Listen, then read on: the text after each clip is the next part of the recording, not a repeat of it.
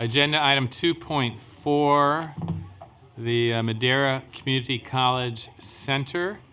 And we have Vice Chancellor Osmana, and I think we're going to have the assumption that the board members have read this agenda item. Perfect. So if you could just summarize it real quickly and then take questions from anybody who has questions, that would be great.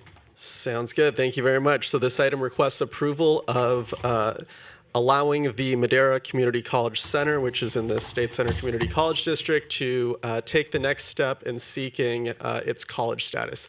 It's currently one of our 78 centers. As you know, there are 115 colleges. This step, board approval, would allow them to seek accreditation from the Accrediting Commission for Community and Junior Colleges. Happy to answer questions. Okay, does board members have any questions? Member Costa. Just really briefly, in your item, you go through kind of the analysis of the other kind of existing colleges that are nearby, and some of them are too far. But for Fresno City, kind of the analysis states, parking and the building would be too tall. Just kind of wondering what's like the analytical basis of what you're looking at and kind of how you determine, there are not other alternatives that are appropriate. So I think in general, the analysis on Fresno was using existing space standards and the cost of construction. There is not excess space at Fresno City College, and so the alternative would have to be, changing the configuration of existing buildings, which was, I think we analyze that as creating additional costs that are not included in the district's long-term capital plan. Member Fine. So the projection that you provided here in a period of 8 years, 2018 to 2026, represents probably 10% or thereabout, right? With basically 1,000 FTEs per semester. Sure. Yeah. I know that for a center to be a center, FTEs has to be 1,000 at least. And the campus or the center has been around for some 20 or so years. And my question then is, what would a college do for this community that a center would not do for this community or communities? And would a projection of 10% or so, meaning an increase of 140 bodies, percentage could not be as clear or specific, but is a projection of 140 bodies, heads, over a span of 8 years, appropriately call for a legitimate ascension from a center to a college? I guess that's my question. Yeah, and so I would say, a few things that come to mind. First is, as we think about the vision for success, you all know the goal to close achievement gaps across regions, including the Central Valley. And so I think as we analyzed the request from the center and from the district, thinking about deferring to the district's request, I think the Vision for Success goals led us to, in general, have some deference to the district's requests. I think one of the points made by the center in thinking about what is the difference between operating as a center versus a college is the autonomy to structure full degree programs for this, full academic programs for the students in that in the service area of that center. Vice President Haynes. I just want to clarify, because within the body of this report, it's stated on page 99 that State Center Community College District certified that the center achieved 1,967 full-time equivalents in both the fall and spring of 2017-2018. So that does meet the threshold. Correct. Am I correct? Correct. About that? Okay. It's just it's here, because I was worried too about the 1,000 but that was a 2015, 2016 projection back there. I have a question regarding kind of the same questioning. So we're talking about about 2,000 students annually, right? That's kind of what we're looking at, right? So 1,000 a semester. Yeah. Yes. Okay. So to me, I know that we've had struggles with the smaller districts and smaller community colleges like Tahoe and Copper Mountain and some other smaller districts. Will this fall into that? I mean, my question is, with 2,000 students, would it have enough financial support to maintain it as a standalone community college? We believe so. I think part of this is that the district has existing administrative support at the center. Happy to also, and we have today Dr. Claudia Habib, who's the vice president at the district, who supervises both the Madera Center and the Oakhurst Center, to talk through how they're thinking about it. But I think we, in our analysis, believe that the FTS generated as part of this multi-college district would allow for the district to maintain adequate administration and other services there. I'd like to invite Dr. Habib to come up and respond to some of these questions.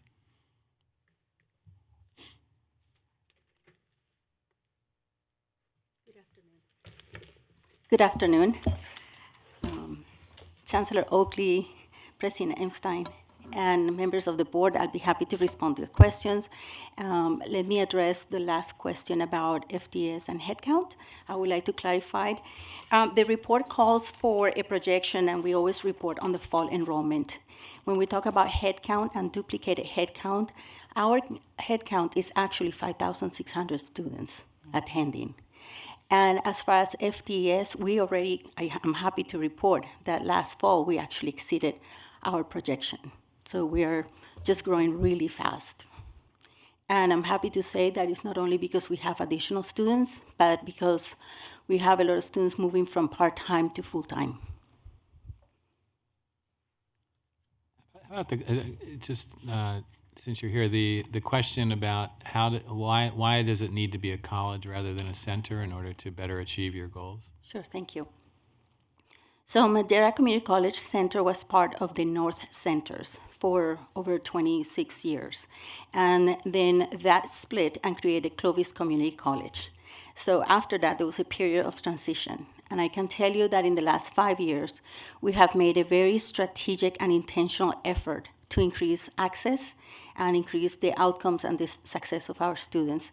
And that's why in the last 5 years, we have grown 32% in headcount, 120% in graduation rate, and moving students from part-time to full-time. Now, this is in Madera County. All the other colleges are in Fresno County. Madera County is one of the few counties, or the county of that size, that doesn't have any community college. So certainly, we all know the statistics of the Central Valley is a rural, very impoverished population with a very low academic attainment.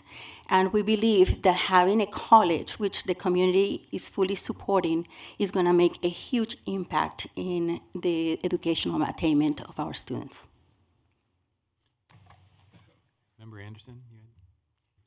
Can you address a little bit about the financial? Because one of the things, Christian, that we talked about in the past was looking at how we divide up the campuses that are really strong, sort of the ones that are in the middle, and then the ones that have a challenge.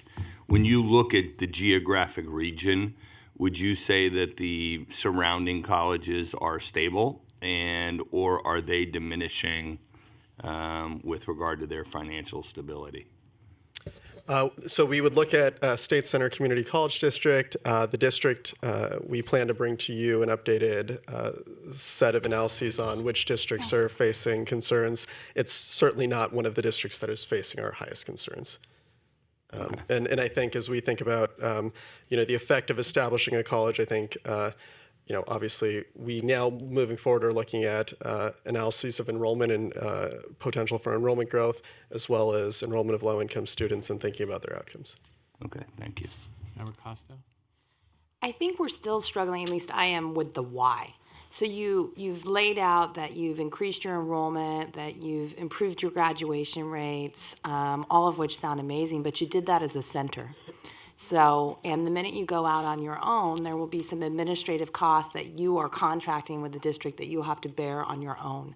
And so I'm just trying to understand, and also to Darius's point, kind of the finances. Is there a financial reason why it makes more sense for you to be independent? Sure. So as a center, we're part of Ridley College, and Ridley College is 42 miles away. We're in a very rural area, and we're just very far from other colleges. And we believe that although we're doing a good job right now, having the college status and the growth and the structure will allow us to increase that educational attainment. When we think about only 22% of the population in Madera County has a high school degree, that 25% of people 24 to 39 years old have not completed a college degree, that's really high. And we have unemployment, but we have also a lot of manufacturing companies, we have industry that are willing to take our students and they're supporting the change in that socioeconomic faith that students have and our population in Madera County. We're doing the best we can, but there's distance, and we're at a point where we need to grow our support programs in particular, and we believe that college status would allow us to do that, a better job. All right, Member Hall. One question, then one comment. Can you graduate from a center and get into a state or a UC school? Sure. Right Okay. now, we have 38 degrees. All right, and then on page 97, you have a sentence that says, Madera Community College Center students are encouraged to enroll at multiple district institutions to serve their educational needs. And by becoming a junior college, would you be able to offer more so that students didn't have to go to multiple institutions? Yes, and we have made a lot of progress towards that. Okay, thanks. Member Anderson. Chancellor, just for us that are semi-new, what's the difference between a center and a campus? Is there economic differences? Can you just give us a brief summary? Or maybe a Yes, brief summary? I think Sorry. the board is expressing questions and discomfort for all the right reasons. I think our system with 114, now 115 colleges, one could argue that some of that growth was fueled by districts wanting to increase the number of colleges within that district. I mean, certainly I came from a college where we had two campuses. One campus was well over 7,000 in headcount, but it remained one college, primarily because of the distance. It was 5 miles from the main campus to the Pacific Coast campus. But the primary concern that I believe the board should be looking at is, what does it mean for the people of the county that you're trying to serve, the area that you're trying to serve? And the challenge between the challenge with having a center, particularly that is a large distance away from the mothership, the main campus, is you have a competition for resources. The main campus will always win, always. If you feel that there's truly a need to serve a different community, then it's really incumbent upon that district to figure out how that's going to happen. So as long as there's a center, there will always be a pull from, in this case, Ridley College or other resources in the district that feel that they're contributing to the center to not always weigh the needs of Madera the same that they would weigh the needs of another community. I'm not saying that happens in this situation. I know everyone at State Center Community College District cares about every single resident. But the reason, in my opinion, to set up a separate college is because you need to serve the unique needs of that community. and you need to do it in a way that's not in competition for resources with another college or another entity. And I think that's what you have to weigh here. I personally believe in keeping a district as flat as possible. I don't agree with some of the districts that have been created in our system. I think in this case, the distance is a compelling reason why you should consider it. But is there a technical difference? Is all the same programming, all the same everything being offered No. at the center versus the campus? No. And so there will be an increase in cost if you're going to now offer all of those programs. So the issue is a couple of things. One is once a center becomes comprehensive enough, then there is a push to make it a college, because then you can have a comprehensive offering of courses and services, and there is no competition. So whether it be for all the student success categorical funding or funding to create new programs, as long as it's a center, then there is this competition for resources. So there is a technical difference. Once it is a college, it receives its own separate allocation of funds for the college based on the enrollments that it receives and additional categorical funds for that college. Now, it's up to the district to figure out its allocation method, but that is the main difference, and it has to be separately accredited. So they would have to be accredited on the basis of their own success at serving their community. It does create an additional layer of administration. There's no doubt about that. I think you have to weigh the need and the size of the population there, and will it be enough enrollment to have an additional administrative burden? I think those are all fair questions, and it's a question that the Board of Trustees for that district needs to answer as well.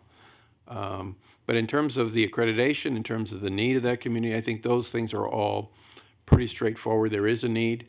I think the college is done everything it needs to do to be accredited. It's just a question of the economics, and I think you're asking the right questions.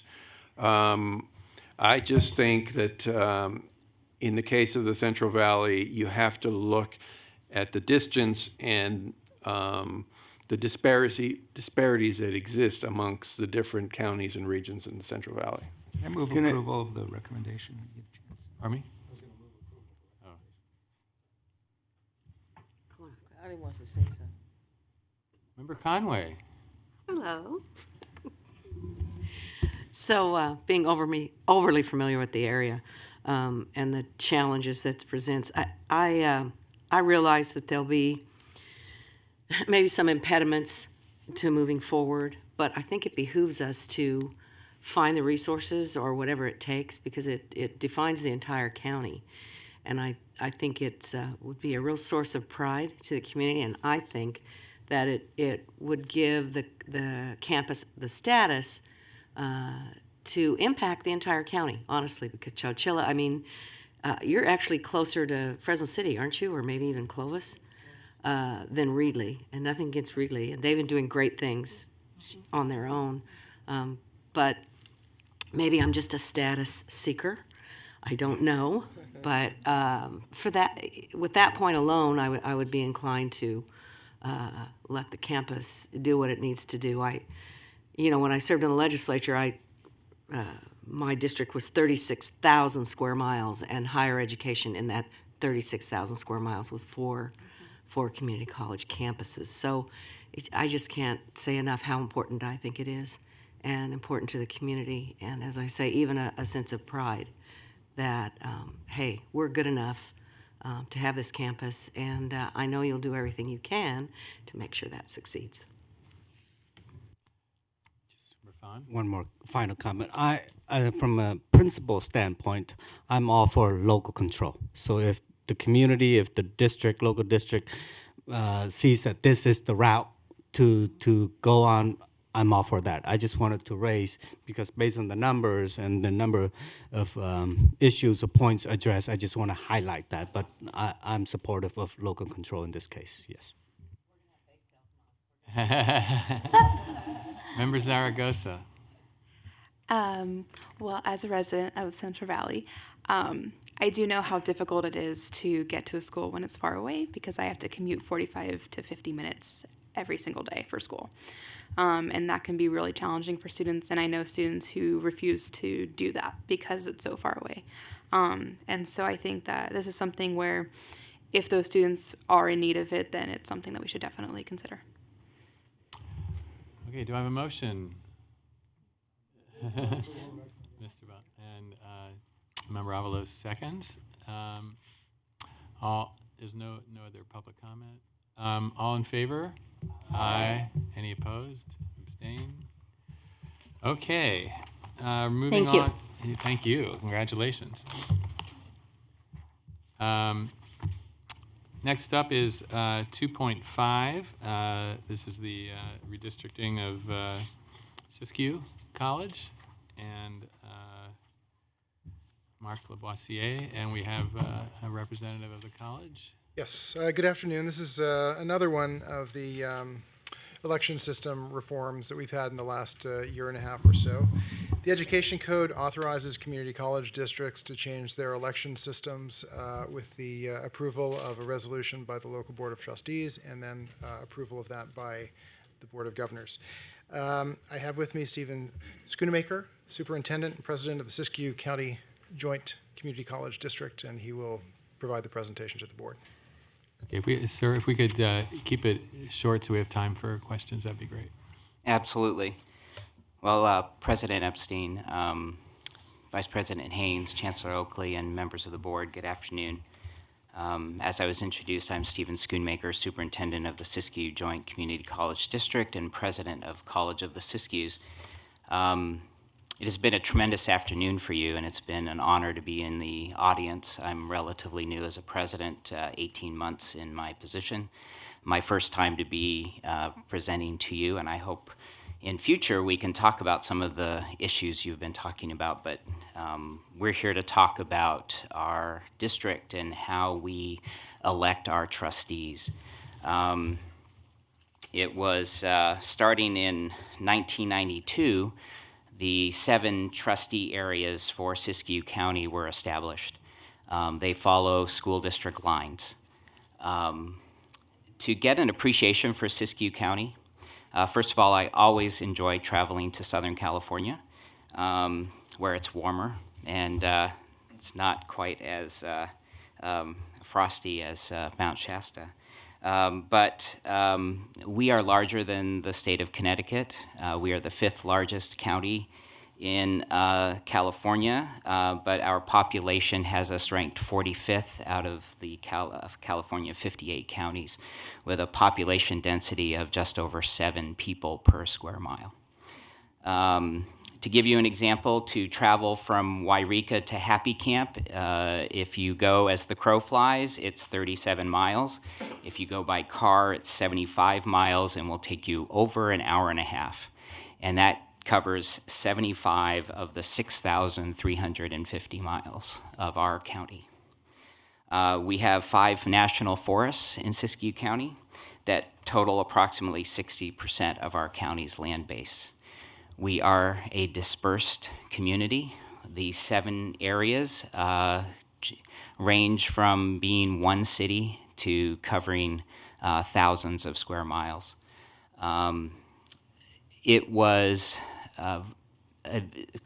extreme difficulty before this change for a trustee to be known by everyone in the county, and that's how we were voting. If you lived in what we affectionately call South County, if you're in Dunsmuir, people in Tule Lake and Happy Camp and Hornsbrook wouldn't know who you are. It was a tremendous impediment for people who might want to campaign, because to travel all of those distances, to put up your signs, to meet people would be a tremendous economic burden to people. So we have gone about with the change to have voters in the areas that the trustees represent be the ones who elect the people. And with that, I'll be happy to answer any questions you have. Thank you. I feel like I need to move to happy camp so I can be a happy camper.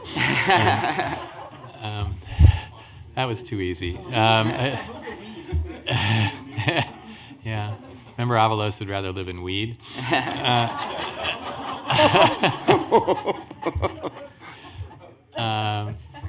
Member Anderson. I commend you for coming up to these districts, but, having been in politics a little bit, looking at districts and understanding how they're gerrymandered, who actually did the districts, and are they balanced? And, a year from now, will we get a complaint about the outcomes of who then gets elected in these areas? These districts follow the school districts, and they were established in 1992. Okay. We will be looking at this very seriously after the next census. I would say if you look at our demographics, the handout that was given to you, you can see that this does not even begin to solve the problem about representation, and we recognize that. So I'd say we're going about 50% of the way by saying we're going to elect by area, but now we have to take a serious look at our areas. We have ranges of one district being about 1,700 population, another district being 7,000. And in communities, you can find majority, minority population, but if you look at any of the districts, you don't find that. So we have work to do. Well, and I would just say that, if the school districts were done incorrectly, now you've got two bads. You don't have a better situation.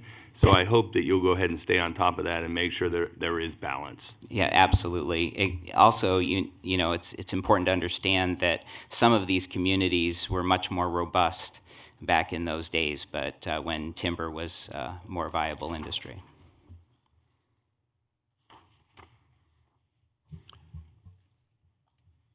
I want to commend you for your effort to sort of move forward away from the at-large election system, and I certainly wish that Los Angeles district would do the same. It has the largest amount of African-American students. There are no African-Americans on the board. There are no African-American CEOs out of 9 colleges, and there are no African-American leaders in the chancellor's office. Yeah, Member Haynes. All right, so thank you. I really appreciate this handout. I wish I'd had it when I was reading the document. But I would agree with Board Member Anderson.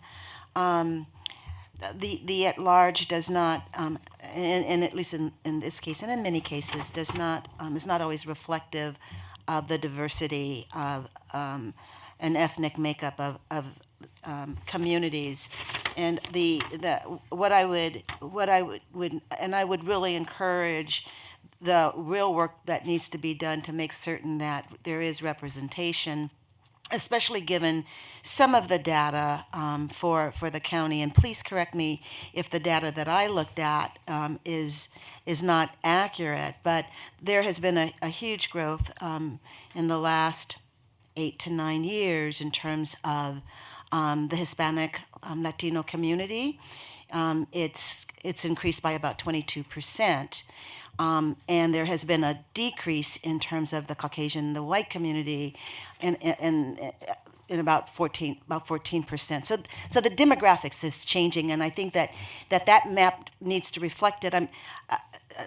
It was quite interesting when you said about 7 people per mile. I come from LA, so I have, there's 7 people in my house. But with that said, as you look at this, what the civil rights and what the voting rights is asking is to maximize the ability of folks of color to both to run and not to gerrymander, but to really look at where folks of color are located and then move from that. And so I want to say that publicly. And then I'm hoping that your current board members, because we're coming up on a census, that your board members are as committed to doing that, which is not always in their best interest. Having been elected, I understand, and having worked on these issues in Sacramento County for a number of years, it's not always in our best interest, but we have to think of it as in the best interest of the communities that we're serving. So I wish you luck in your endeavor. Thank you. If I could just briefly point out, on the second page, when you look at the area totals, 1 through 7 is the numbering in area. Please note that only represents 55% of our county population, so we can't even at this point even determine where almost half of our population lives or what the breakdown is. I'm sorry, these numbers where it says overall population does not represent the overall population? When it says area total, it totals 24,704. Siskiyou's total is 44,900, so we're only able to identify 55% with the current census data. So we will have a lot of work to do after 2020. Does anybody else? I don't know about the rest of you, but I hadn't seen this before now, and I really wish it had been in the packet. I don't know why we can't get this information earlier. I'm not at all comfortable about voting to approve this. I mean, I think that districts are better than at large, especially in such a large area. But one of these districts has 5 times as many people as another,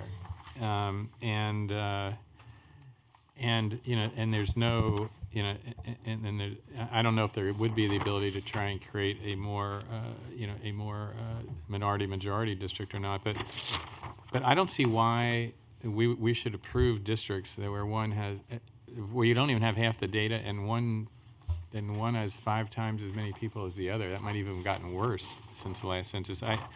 I would be more comfortable if you came back after the census and had better data and did districts that were more balanced and also the whole point of this is to meet the voting rights requirements. I don't think this does it, and I don't know how the rest of you feel, but I'm not comfortable with this at all. Yeah, but Tom, you're assuming that the census is going to be done correctly, and that's a big debate, right? And, how long is it going to take before the actual data and information gets out there? Why put these people in peril for the next 3 years?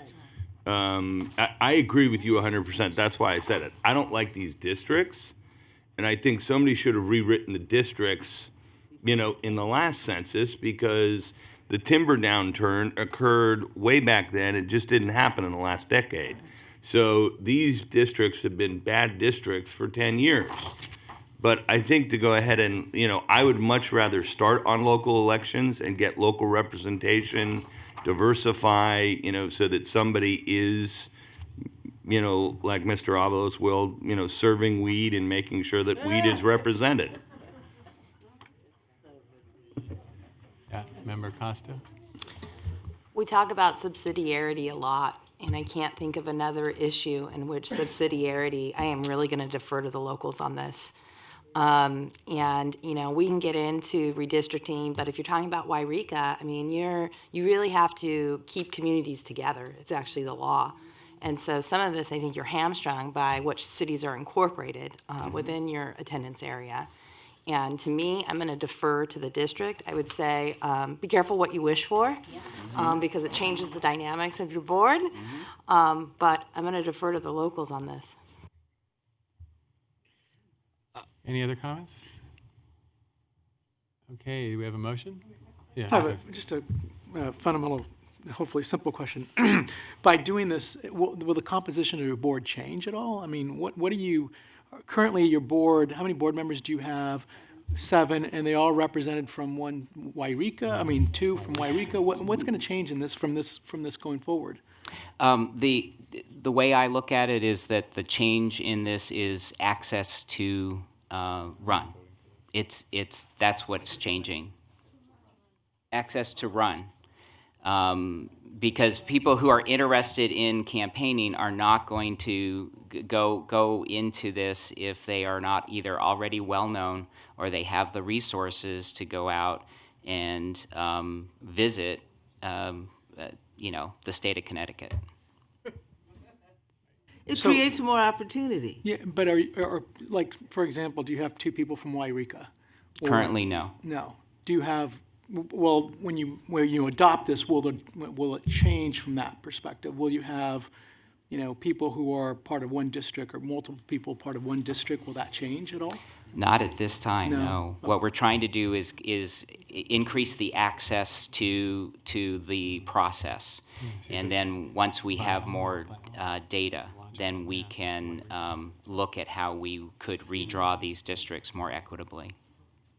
Because that I want to move. Wait a minute. There's still people talking, sorry. Well, that confuses me, though. So, right now you have 7 people. If you look at the new maps, are those 7 people going to end up representing all 7 of those districts, or are you going to have 2 people running against each other, and then you'll get somebody new into the process?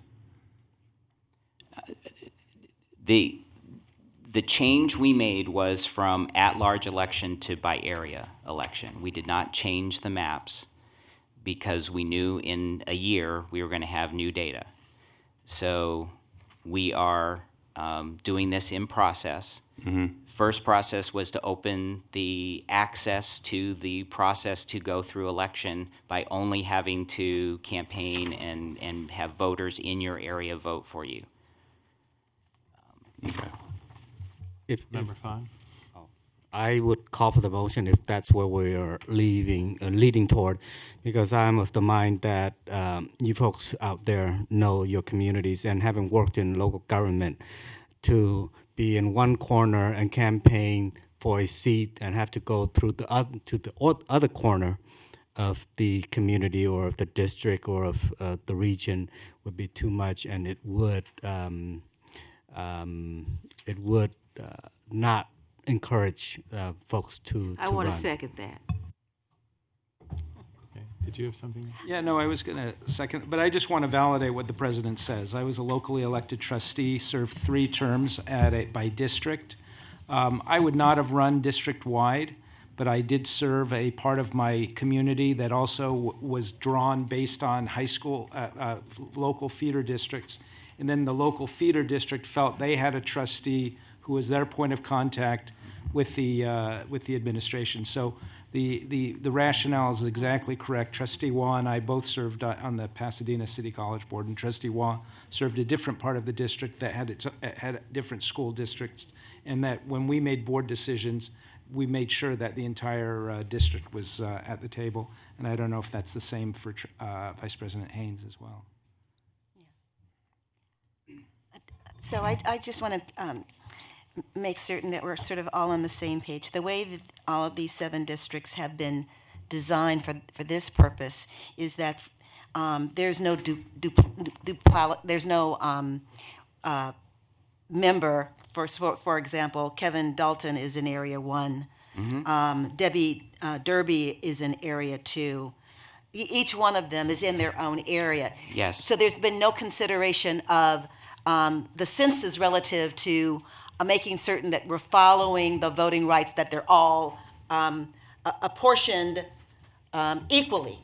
They're not apportioned equally, but given the census coming up in the next year, they will be by law, by federal law, that part will indeed happen. I believe I'm correct in that. In other words, you're waiting until the 2020 census to actually do the reforming of districts based on federal requirement that there must be equal representation. And so some districts will be huge relative to space, but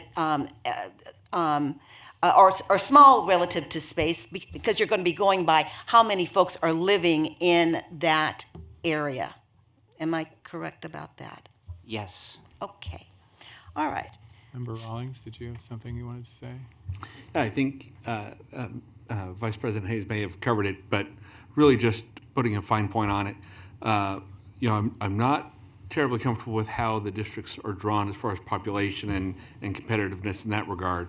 But as compared to the at-large election they're having to do now, this is a dramatic improvement and recognizes the local cultures and especially if you're basing it by school district, the cultures within those districts.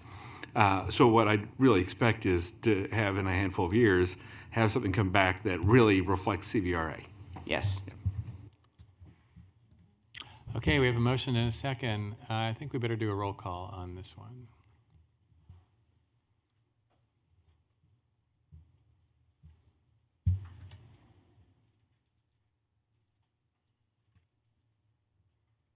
Darius Anderson?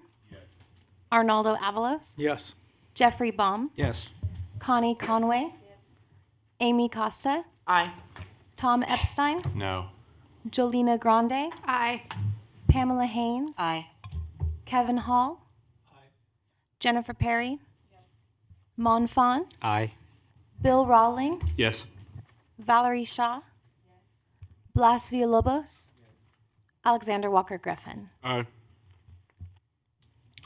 Okay, moving on to next item is the Foundation Board appointments. Foundation President Keitha Mills. Yeah. Hi, good afternoon, President Epstein, Vice President Haynes, Chancellor Oakley, members of the board. I have three things that I want to cover very quickly in my report. First, I would like to recognize and acknowledge board member Arnaldo Avalos for his service on the board of directors of the Foundation for California Community Colleges.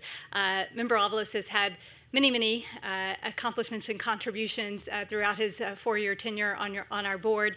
But I would like to point out one because I think it is a perfect example of exemplary board member service. And the example that I want to recognize is Member Avalos's contribution related to the creation of our California Community Colleges Civic Impact Project. This is an example where Member Avalos made an introduction to a funder that was new to our organization and new to the California Community Colleges. We were able to take that introduction and parlay it into a grant that totaled over $700,000 that benefited more than 25 colleges throughout the state and created the first ever statewide civic impact project. It was a really terrific project. We registered tens of thousands of new voters, both on campus with our students, but also with our students' families.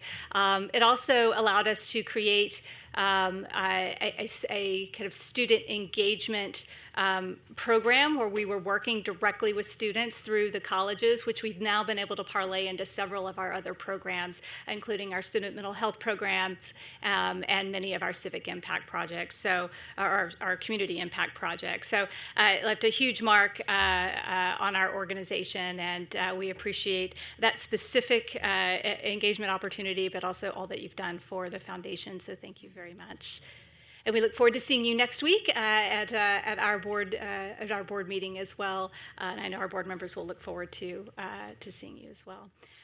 So with that, I would like to request that President Epstein appoint a member of the Board of Governors to serve alongside Member Perry as the second representative of the Board of Governors on the Foundation for California Community Colleges for a four-year term that'll begin in May of this year. And then secondly, I would like to request that the board ratify the reappointment of board member Manuel Baca. Manuel Baca is the current chair of the Foundation for California Community Colleges Board of Directors. Many of you may know Dr. Baca. He is a former Board of Governor member. He's a former Board of Governor president. He has a long history in the California Community Colleges as a retired professor and is extremely dedicated to the mission of the California Community Colleges and a highly engaged member of our Board of Directors. Dr. Baca's term of 4 years ends in May as well, and we're asking that the board, given his position as the current chair of the Foundation for California Community Colleges Board of Directors, that we ratify Dr. Baca's appointment for a second four-year term. just say that there really isn't as much drama as it indicates by the empty line there. I actually, the way it works is I suggest someone in the board ratifies that person. I am recommending Darius Anderson serve on the foundation board, and so that's part of the motion that we'll be acting on. It's part of the motion that $1 million is given to Yeah. 10 million. Yeah. I did turn on the mic. All the profits of the Santa Rosa News Press. Let's see if there's any discussion about any of this. Nobody wants to say nice things about Arnaldo, but we'll do that. Okay, I'll do it. We'll do that later. Okay. Member Rawlings moves. Is there a second? I second. Okay. Member Fawn. All in favor? Aye. Any opposed? And no abstentions. Okay. We have one more action item, which we're going to do. It was originally item 3.3, but we're going to do it now because it's an action item, the resolution for Community College Month. I'm sorry, I'm sorry. Do you have President, something else? I yeah. apologize. So the second request was to ask the board to ratify the reappointment of Dr. Oh, Baca I for thought we a were doing four-year them term. both together. Oh, I'm sorry. Yeah, that was That was both. Yeah, I'm sorry. So if we can, let's try and do this one as quickly as possible, Deputy Chancellor Gonzalez. We're assuming everybody has read this. Yes, so we are assuming everyone read this. This is item 3.3, which is now an action item under this new order. I'm joined here by Larry Galizio, the president and CEO of the League. Every year, April across the nation is recognized as Community College Month. This resolution in front of you is a Board of Governors resolution to recognize and celebrate the contributions of California's community colleges. This resolution urges the state legislature to adopt a similar resolution through their own action. But I want to hand it over to Larry, who has been waiting here patiently all day. Thank you, Deputy Chancellor Gonzalez. I'll cut to the chase. So on February 20th, Larry Galizio, Community College League of California. So on February 20th, Chancellor Oakley and I joined Assemblymember Monique Limon to file ACR 31, declaring April 2019 Community College Month. The concurrent resolution will likely be heard on April 3rd or 4th. We don't have the exact date yet.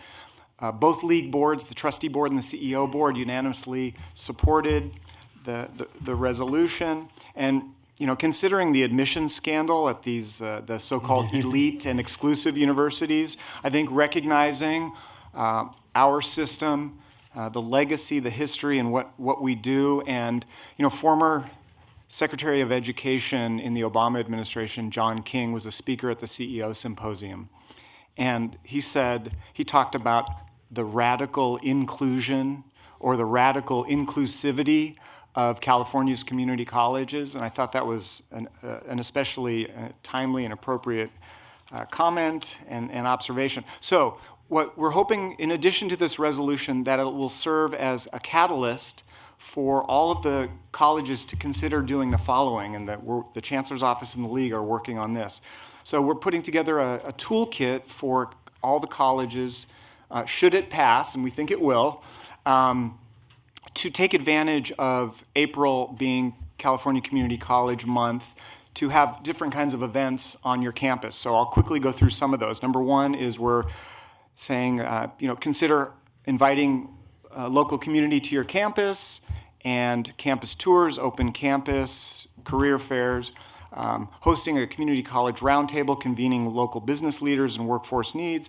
It'll be a great time also. It's a good excuse to write an op-ed or do social media, meet with local officials, and also, as you know, as I've mentioned several times, we're doing a history project. So we would ask, we're going to send out to the PIOs in the district asking for photos and mementos celebrating our history. So pleased to work with the Chancellor's Office. We thank Assemblymember Limon and urge your support. Thanks. Any comment? Yes, this is a no-brainer. Member Perry moves. Do you have a second? I second. Member Fawn seconds. All in favor? Aye. Any opposed? All right. Okay, we're done with that. We're done with our action items. Thank you. Thank you. All right, so we've already done the Hayward Awards. We're now going to go on.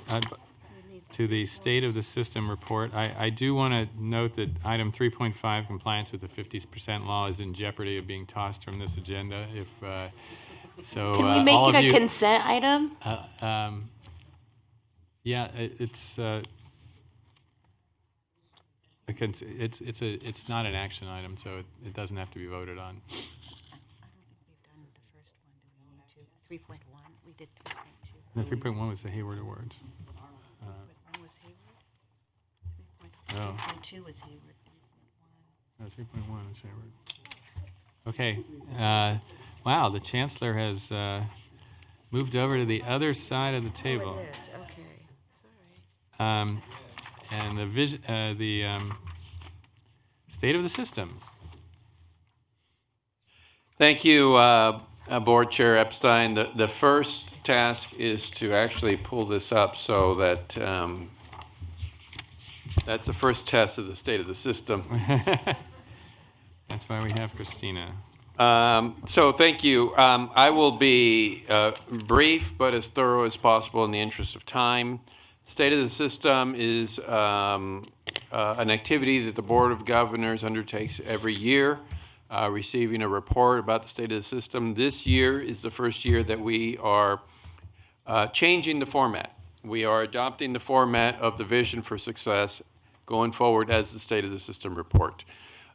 In years past, we've given 2 separate reports, and we felt the emphasis on the Vision for Success should be the emphasis for the State of the System report. There is a document that will actually be printed and distributed to you all. It is in the process of being printed, but we wanted to at least give you the highlights of the State of the System report while we had everybody here.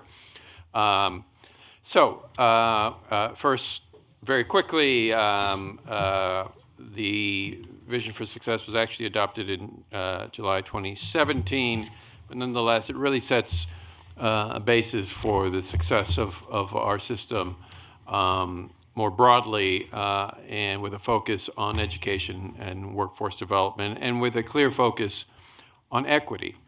I know many of you have seen these slides already, but I know we have a few new members. This document, the Vision for Success, that is the basis for most of what we talk about here, received input from both internal and external stakeholders. This is a graph that shows you how we try to align resources and programs with the Vision for Success. It is, there's a lot going on in this slide, but just think about the why is our students and our communities, the what is the goals of the Vision for Success, the how are the things that we're doing, such as the Guided Pathways framework, and the tools or the different things that we've been discussing here. For example, AB 705 is one of the tools that we will use to reach the Vision for Success goals. So, what is actually going on? And I will preface this with a certain level of frustration, the same level of frustration that I'm sure many of you feel, and that is, how did we get to the Vision for Success? We got to the Vision for Success because we have seen stubborn, plateauing, and sometimes small incremental change in the success of our students, and continuing to see achievement gaps that fortunately, I know I speak for everyone in this board, is something that we cannot tolerate anymore. So the first goal of the Vision for Success is to increase the number of students earning credentials by at least 20%. That goal was reaffirmed recently through the work group that the Board of Governors put together. Essentially, as you can see here, to reach the goal by 2021, 2022, you see in raw numbers the number of students that we need to see receiving those credentials. We've seen a slight increase from 2016-17, which is good news. This is also important to note that we are using a 3-year cohort to measure student progress. Unlike the Student Success Scorecard, which uses a 6-year cohort, we've reduced that cohort. which I think gives us a much better understanding of what's happening with students today. That increase is a real increase. These are unduplicated numbers of awards, so that is a good trend. Are we on pace to achieve the goal with that initial number? The answer is simply no. We would need to see at least a 4 to 5% increase year to year to see the goal attained. You'll see this a lot in the slides, that in this first iteration of the performance, we still see challenges in reaching the goal. And I will end this presentation by talking about what we're doing that we think will help accelerate movement toward these goals. Vision goal number 2 is to increase the number of students who transfer to the University of California and the Cal State University by 35% over 5 years. You see a breakdown of the numbers. So you see the annual number of community college students that transfer to Cal State or to UC in the colored bars. We have seen a 3% increase from 2016-17 to 2017-18, so that is a positive increase. However, we at that pace, we will not reach our goal. We need to increase and be at about a 7% increase year-to-year pace. What I also provided you was the numbers of students transferring to other institutions outside of California, because I know many of you have that question from time to time, as well as if you're wondering who would be our top transfer institutions, it would be number 1, the University of Phoenix, number 2, the University or Arizona State University, and number 3, Western Governors University. So as you can see, we still have some work to do to continue to increase the number of in-state students transferring to the UC and the CSU. And we continue to work with our other transfer partners in AICCU as well as others to increase the number of students transferring to those universities. So again, in order to reach the goal by 2021-22, we would have to see somewhere north of 112,000 transfers to CSU and UC. To give you a little bit of a breakdown, because I know you all feel that, and we also believe that the associate's degree for transfer is an important component of increasing transfer to UC and CSU, as well as to our AICCU partners. This gives you an idea of the growth of the associate's degree for transfer, so you can see there are some positive signs happening within the numbers. The growth of the associate's degree for transfer is significant. From 2014-15, we saw just south of 20,000 students using the ADT. Now it's north of 51,000, so that's a significant increase. This has the added benefit of reducing the number of credits accumulated as well, so it has double the impact, both in terms of getting more students the opportunity to transfer to UC and CSU, but also reducing the amount of credits that are accumulated. So we anticipate over time that this increase will help both of those goals. Speaking of the average units accumulated by students, goal 3 is to reduce that number to an average of 79. We are currently at 91.5, which is down slightly from 2016-17.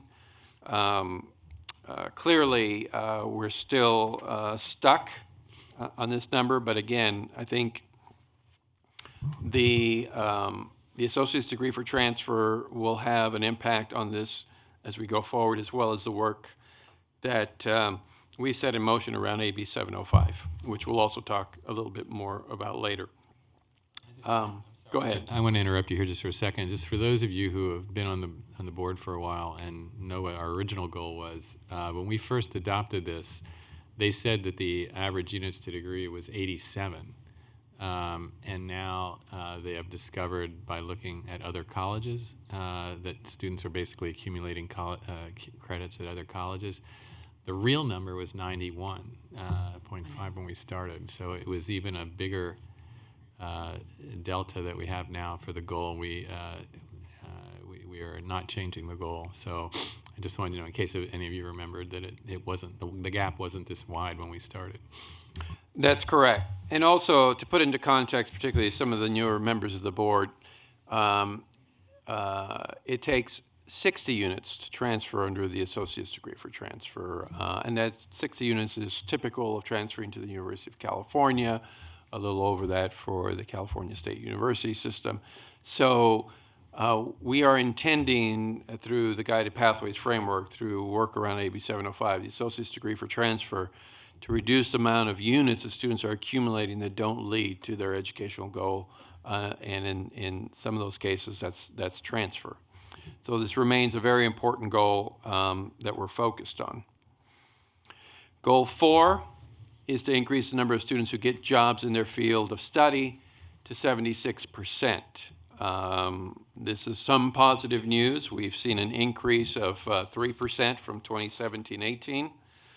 This is also a very important goal for us because it speaks directly to economic mobility for our students and their opportunity to get a job in their field and to earn a livable wage. So again, 2017-18, we were at about 71%, or excuse me, 2016-17, we were about 68%. That jumped to 71%. The goal is 76%. So we're seeing a much more robust progress toward that goal in 21-22. The next goal is goal 5, reducing equity gaps amongst underrepresented students by 40% over 5 years and eliminating the gap in 10 years. To explain these bars, basically what you see is the blue bar is where we're at now in terms of achievement. Each bar is a different racial group.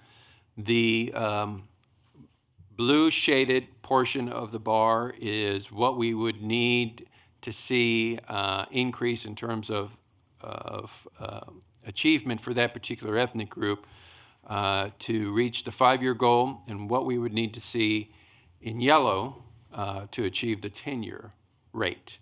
Again, the rate is the average across all ethnic groups as opposed to one group in particular. Just so you know how we're looking at this particular graph. The cohort that we're measuring started in 2015-16. Of course, that predates the Vision for Success and many of the recent reforms. And the data source is the student success metrics in the MIS data that we collect. This is an important, obviously, all roads lead to this. If we can do the work and successfully close some of the gaps that exist in some of the other goals, we expect to see this gap close as well. And then finally, goal 6 focused our efforts around closing the achievement gap to the regions of the state, understanding that while we want to close achievement gaps across the board, we recognize that there are some pretty stubborn achievement gaps in regions of the state, particularly the Central Valley and the Inland Empire, as well as the far north. The completion rate is based on the highest attaining region, which at this point is 34.6. And so why this is important is it directs our efforts to allocate resources across the state. And so as you can see, there are 3 regions of the state that we really need to lean into in order to not only close the achievement gap for California, but to close the gap for these very specific regions. And so the work that we're doing going forward, AB 705 is key to our attaining many of these goals. And so the implementation work that we're doing now after the board voted to adopt the regulations is critical. We need to continue to find ways to invest in faculty and staff, particularly around professional development, as was noted earlier. The Guided Pathways framework and the continued support for our regional coordinators is critical. The Guided Pathways framework is really our key to having clear discussions about how we close these achievement gaps across all of our colleges and a framework that allows us to work through that. We need to continue on-demand technical assistance through the Vision Resource Center. We need to continue to align local goals. We're asking boards of trustees right now to align their local goals to make sure that this is not just the desire of the Board of Governors, but this is something that all 73 districts are aligning their goals around, and all of us rowing in the same direction in support of our students. And we're going to continue to step up support from IEPI. And then finally, a critical component that's been added recently is improving the financial aid for community college students. We know that one key element of success for our students is ensuring that they have the resources to cover the cost of attending college. And so that's got to be a critical piece. So we will be talking a lot about that over the life of this legislative session. So with that, I know there's probably questions, and I went through that very quickly, but I'd be happy to answer questions as well as I have people behind me who can actually answer them accurately. Member Anderson. Chancellor, when you look at, I want to commend, obviously, everybody's done a great job. And when you look at each one of the goals, you've actually had progress, right? Substantial progress. I mean, turning the battleship in this situation is not easy. Right. When you look at the number of units, all the graphs, that's the least amount of growth that you've had. Why do you think that is, and what do you think we need to do on that to jumpstart it? Because really, you've only had, what, 0.5%? Right. Yeah, it's decreased by 0.5 credits units to date. So I think a couple of things. I think, first of all, I am confident that many of the changes that we've put into motion over the last year and a half will have an impact on this. The Associate's Degree for Transfer will have an impact on this, and we see it having an impact in the numbers. So we think that will continue. AB 705 will certainly have an impact on this number, as well as the Guided Pathways Framework will have an impact on this number. Why do I think this has been so stubborn? I think a couple of reasons. One is, some of these students, not all, were at the tail end of the impact of the last recession, in which, our colleges had a challenge meeting the needs of all students, particularly in the way that we schedule the courses for them. So students had a hard time getting the classes that they needed in order to reach their educational goal. Guided Pathways Framework is meant to help change that. The other thing is, I don't believe that the conversation about units accumulated has been central to the discussions at every district. We feel that it is a critical discussion that districts start to focus on. It has not been a topic of discussion in every district, and we want it to be a topic of discussion because we want there to be an intentional dialogue around how many units students are accumulating. And then to use data to inform scheduling. Many districts, for different reasons, have not had either access to the data that they need to really look at these numbers and make decisions, or they've not had the capacity to do something with the data for many reasons. And so we are trying through the Vision Resource Center, through the Guided Pathways Framework, provide, and through the new Student Success Metrics dashboard, give every college the information they need to drill down. And so we're hopeful that those things will have an impact. But I think at the end of the day, it's really about districts looking at this number and doing everything possible within their toolkit to get that number down. And I don't think that's been a priority. And is there anything punitive enough that we have to use punitive motivation, but if they don't, and let's just say half of them decide they don't want to address this issue? I think, first of all, bringing attention to this issue empowers communities to ask questions in their local districts about what's happening to their students, particularly to students of color and low-income students. So one, we want to make sure we make data available for communities to act on. The second is, I appreciate, the board standing behind the Chancellor's office and exercising every bit of authority that we have. And we certainly want to align regulations, the Board of Governors regulations, with the Vision for Success, and we're going to continue to do that work. I think from our perspective, what we want to do is highlight those key metrics that say a lot about what's happening to their students, and we need to keep driving attention to this metric. So I think there is nothing punitive that we would be recommending, but we feel that it is in the best interest of districts to pay attention to this number, because this number will have an impact on their enrollment, their persistence, and successful optimization of the student-centered funding formula. Member Shaw. Yeah, I want to commend the Chancellor on his effort in the last couple of years. I've been on this board for 4 years. I've seen a lot of changes on the board, a lot of changes in staff, and a lot of, I know you've met a lot of headwinds in trying to make all these massive changes. So I just want to commend you on your tenacity and grit, and I think we're going the right direction. I very much appreciate that, and I can tell you that these numbers keep me up at night a lot, and so we're going to keep pushing as hard as we can. Thank you. Member Baum. Thank you, Chancellor. This is the report I've been looking forward to receiving for a long time, and I want to praise you and the team for your leadership in putting together and reporting on the progress that's made, and it's shown us how much work we have to do, and so to continue to get this kind of data and be able to hold ourselves accountable will be very helpful. I'm going to point to one item for the boards. First off, also on goal number 1, I really appreciate your clarification that it's undisputed awards. I mean, unduplicated awards. Yes.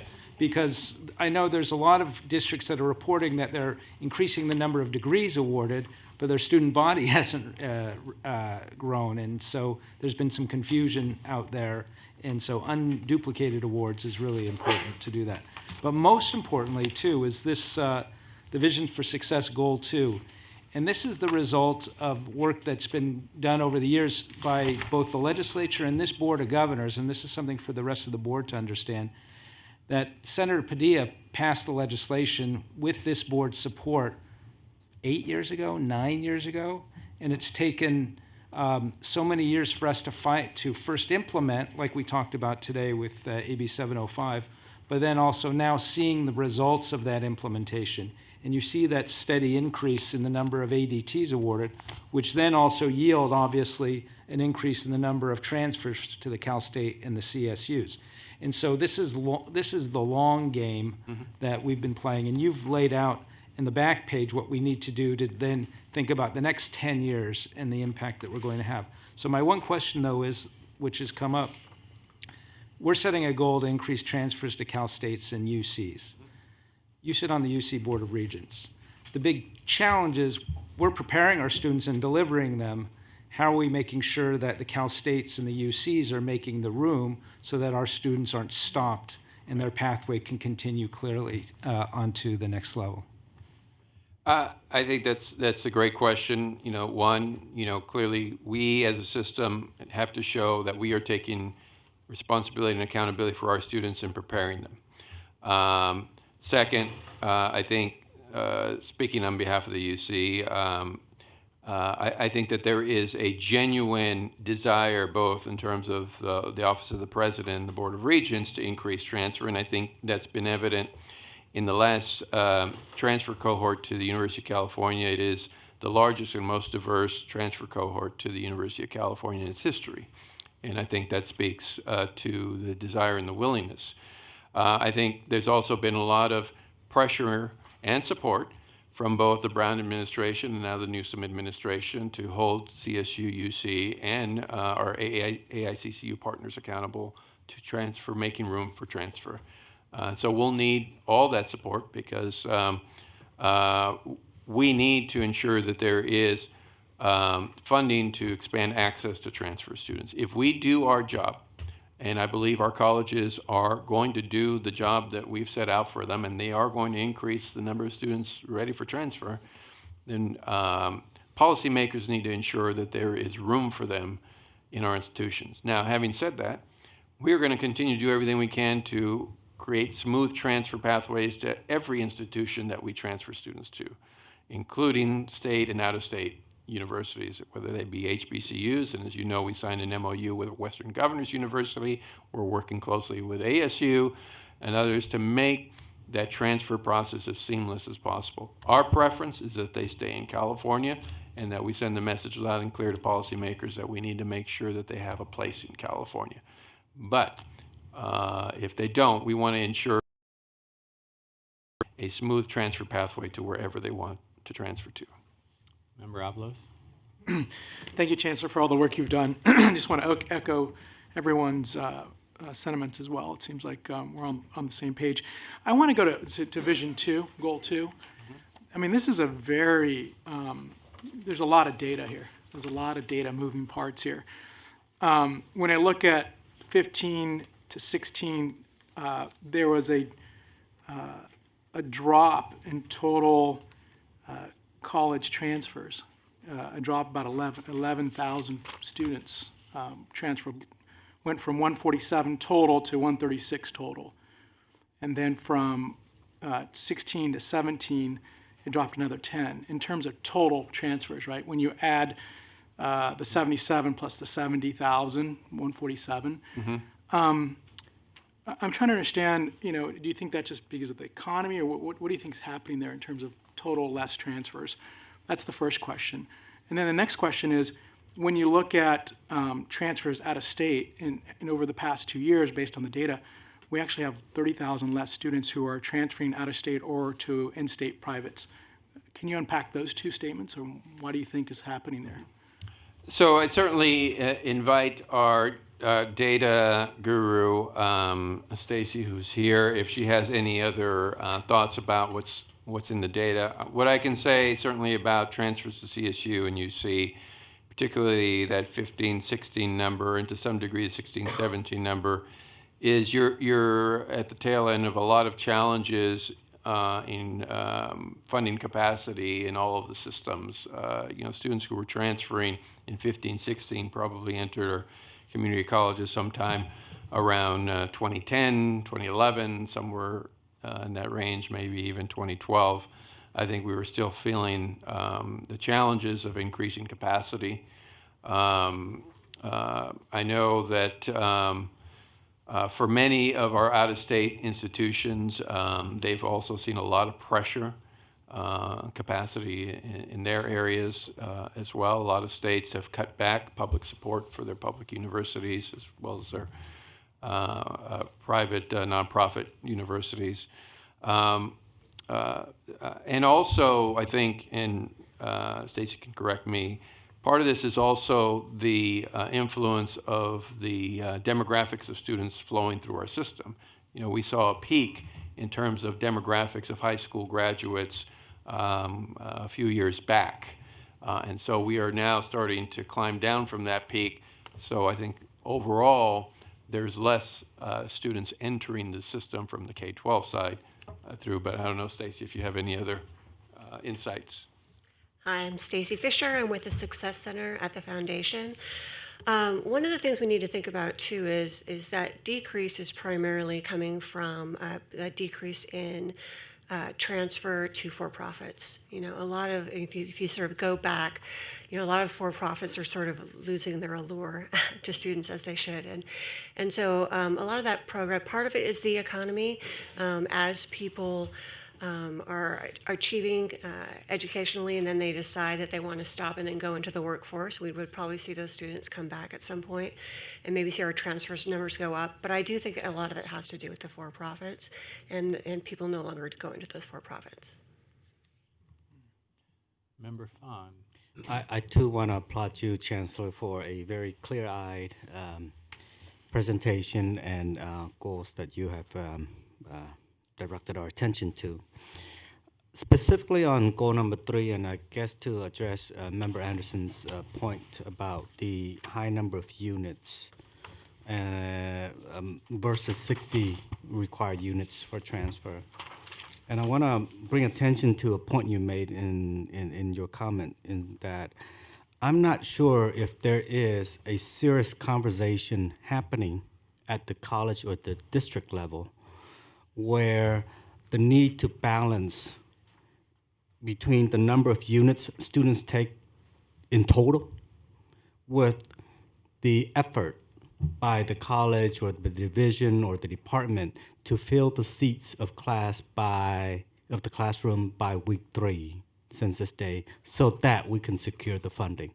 I am not sure if that conversation is happening.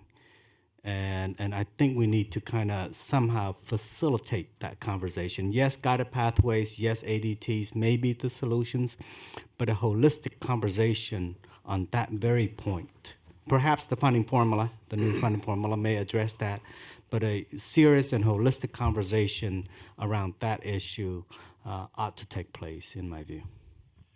I would certainly agree with you. I think that is the hard part of our job here, both as the Chancellor's office and the Board of Governors, is to align state policy and to align regulations around the sort of behavioral changes that we want to see happen. And certainly, I think one of the downsides of a funding formula that's solely focused on enrollment is you see activity happening to get students into courses. Because that's in the financial best interest of an institution. Not to say that should be a behavior we should expect, and that's behavior that colleges optimize. So we think that a number of the policy changes that have been put into motion will help support other types of behavior, like persistence, like completion, and hopefully balance that out so that there is a more holistic conversation and a more intentional conversation about the number and types of units that our students are accumulating. Because the other issue is it's the type of unit they're accumulating. Certainly, it is possible for a student to change his or her mind about the direction they want to go, and as long as those units were accumulated in pursuit of that person's educational goal, then I think we could say that they were worth it. If they're not, then we have to have a real conversation about why is it we're directing them to courses that don't match their educational goal. Member Grande? With that in mind, do we differentiate on these numbers regarding the average units accumulated, the difference between local or occupational degrees with associate degree for transfers? I know one of the arguments that was made in support of the baccalaureate degree, especially by dental hygiene programs, was the high unit vocational pathway that those students were on. And if a number of our students are in career technical fields that are high unit certificates, high unit degrees, is that being included in this, or have we already disaggregated those two populations? Those are being included here, so obviously it's going to drive up the number a little bit. I do think that one other thing to understand about this particular metric is that it is a lagging indicator. So for example, in 2016-17, those are students who received an AA degree that particular year, and then we count backwards, right? And so when we're really going to be seeing some changes in these numbers it's probably a couple of years away, because it'll be the students who started after we started all of these reforms. Because the students might be transferring faster now than they would have, but they still accumulated all those old units back in the day. And I think certainly the bachelor's degree, I think those are areas that I think we will see impact, although they're still so few in numbers, and that it won't have a large impact on units accumulated. But I think those are certainly questions that we need to incorporate into the way we look at this. Member Hall? Chancellor, we've looked at numbers about the completion rate for junior colleges and also hoping that the UCs make room for transfers. Is there any metric that tracks our students once they get into a four-year university? In other words, if they get into UC, are they completing it, or are they leaving after a year? If they go into a private university, are they completing it or leaving after a year? There's a couple of things that happen. One is that the UC itself, and so does the CSU, does track their transfer students, and they have consistently performed or outperformed native students. Outperformed, yes. In many cases, they've outperformed students who began as freshmen. So both systems do track transfer students separately, and so that data is highlighted every year in the completion numbers. For example, University of California has their accountability report where they break out transfers. For other institutions outside of the UC, CSU, the National Clearinghouse has data on transfers, and we can get an idea of how our students are doing if they transfer to, say, USC or Georgetown or any other institution that participates in the National Clearinghouse. We can get a better sense. I don't know if there's anything to add to that, Stacy.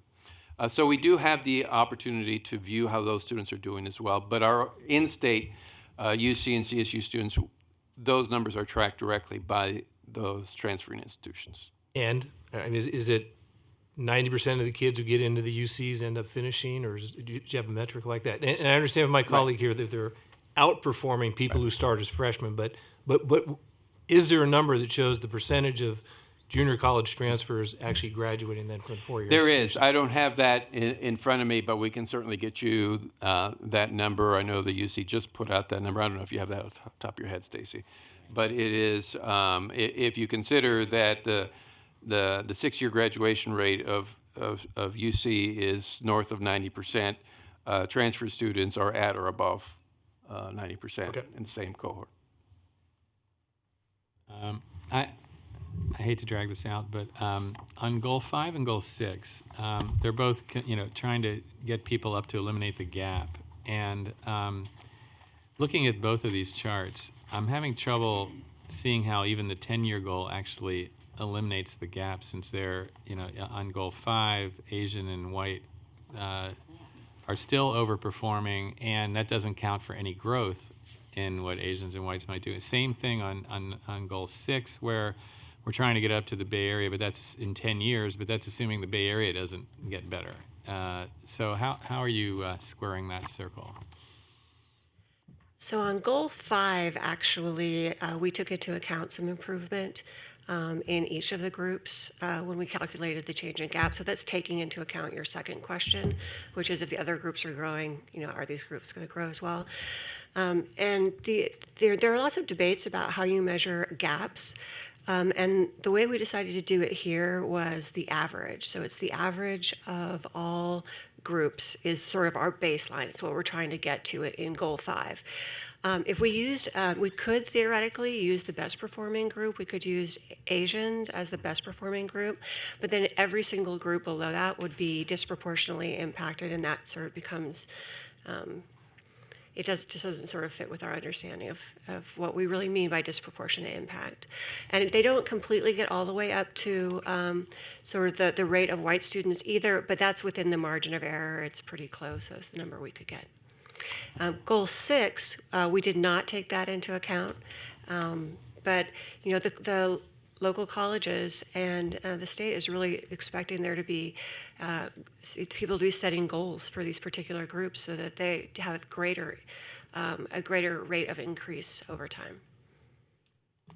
Vice President Haynes? So thank you. I'm glad you said that, because at the league meeting on Friday and Saturday, there was a document, and forgive me, I don't have that document in front of me, but it was from the chancellor's office that outlined the requirement for, the movement toward, no, it's a requirement because we have to vote on it. The requirement for the alignment of our district goals with the alignment of the 5 Board of Governors goals. It also, and so there's a deadline for that. The colleges, I'm going to ask, but the colleges are now in that process of doing that piece, but the Board of Trustees will need to approve it. Another item is now, 3 years later, we are going back and looking at our equity plans. That was done 3 years ago. I read all of mine. But what is now being required, for me as a trustee, is to look at these plans that we're going to be given to vote on, to the extent that they align once again with those 5 goals. And then finally, another important thing that boards of trustees are required to do within a deadline is to approve our budgets relative to what we're getting in terms of funding. And we have to align that too with the new student-centered funding formula and all of those metrics that are embedded within the formula. And so what that says to me is this huge ship in terms of our colleges will now have to be thinking about these items much more holistically than we've done. We've sort of done them separately, and they haven't. And it's sometimes by accident in the past that they have made sense relative to where we're trying to go, and it will be very transparent for many of us if we're going in the right direction, and to what extent and where are we not going, and to ask. Now, our only power as members of a board of trustees to hopefully ask the right questions to the right people and to do that based on data. So all of this leads us to making certain we have the right data, making certain that we're measuring the right things, and then making certain that those things that are in place that folks can do something about are there, and then to try to fix them and to do it more timely than we've had to do it in the past. So for me, all of that is a good thing. And I had mentioned to Larry Galizio, our board of trustees is about 20 members. That document needs to get out to every single trustee, so that they understand the goal. They will get this stuff will come before them, and hopefully they will sort of understand the connection of all of this and the alignment that is needed in order to do it. But I'm hoping that they actually see, it's only 6 pages. It's a wonderful document to use as a navigational tool for our Board of Trustees members. So thank you for that. Okay, thank you, Chancellor. So this is a moment of truth. It's after 5 o'clock. I apologize to everyone who's been waiting patiently for their item. We are going to try and plow through this till at least 5:30, maybe even a little later. I hope people are okay with that on the board. We are not going to do item 3.5, but otherwise we're going to try and power through the rest of it as expeditiously as possible. Next up is item 3.4, Vision for Success Spotlight. On to more.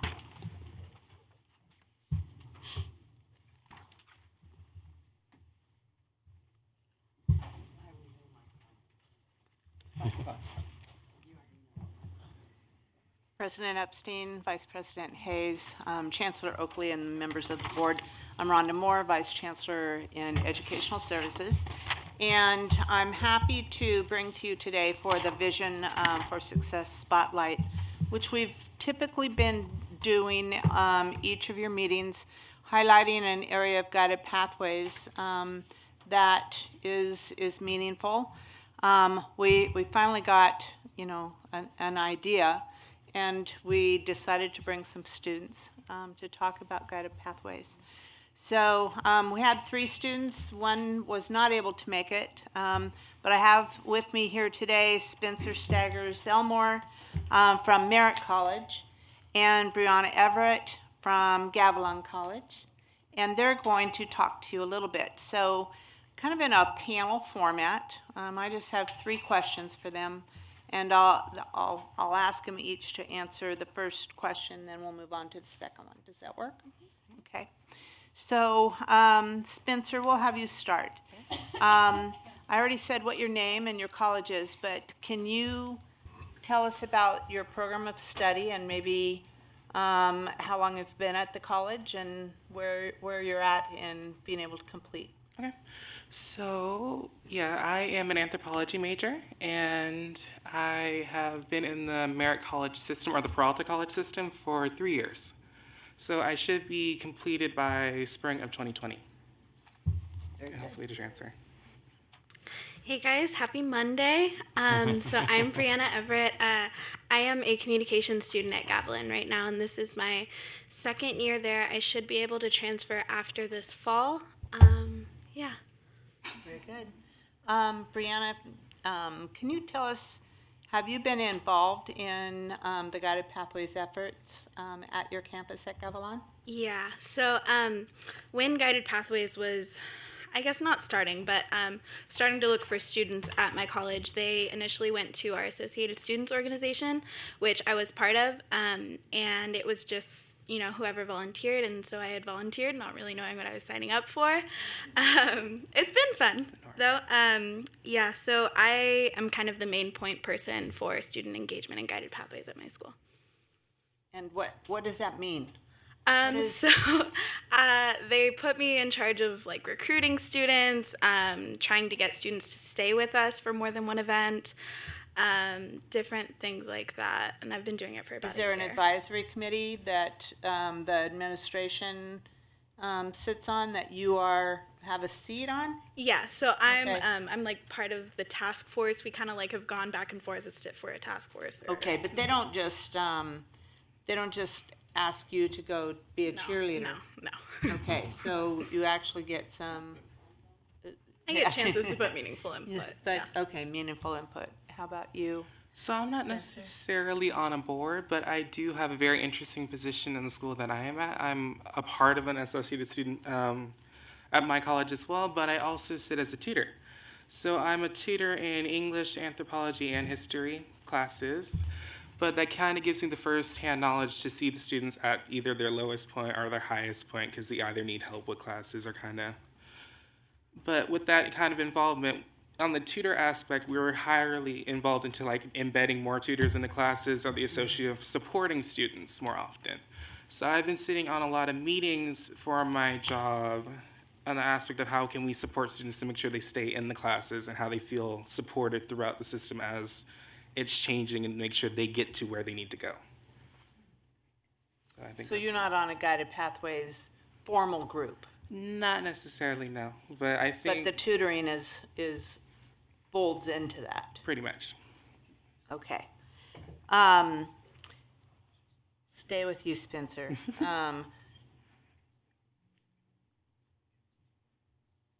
I'm throwing in a question that you weren't prepared for. Ooh. Ooh, da, da, da, da. If you were to think of Guided Pathways as being fully implemented as 100%, where would you say your campus is on fully implementing Guided Pathways? Are they at 80%? Are they at 50%? I would say about 50%, because we're still in the process of implementing. So in that process, I think they're still trying to find a way to collect all of our resources, such as counseling, the tutoring aspect, and the main resources that colleges use, and more so bringing it to the forefront to the students. Because I think in the harder aspect of all the 3 years that I've been in the community college is to really get the resources known to the student body, because a lot of them are there to be out and in pretty much at Oakland specifically too, because a lot of them do nursing or policing. But yeah, I would say 50% because we're still trying to figure out how we can make those resources known, but I feel like that's becoming more and more developed as we go and the time keeps on progressing. Okay, and how about you, Brianna? Not to give my college a bad score, but I'd say that we're at about like a 38%. 38. Yeah. We have spent a lot of time making sure that we have a lot of really inclusive discussions, and you know, it's really meaningful, and I love my college for like making the effort to be sure that everyone's voice is heard and stuff. But we do kind of do just a lot of talking. I think, okay, so there's more talking than there's actual yes. doing. But I don't, I don't think 38% is, I think that's probably pretty representative. I would just take a guess. So you didn't give your college a bad name by outing them at 38%. So, Spencer, how has the Guided Pathways movement or some of the components impacted you and other students at your college? So I actually had a lot of time to think about this because my question did change over the day. But I wanted to associate this with the aspect of epiphanies. So I was taught at a very young age that people, when they navigate through lives, they go through and have different epiphanies to where they want to go and how they end up to where they are at any kind of point in life.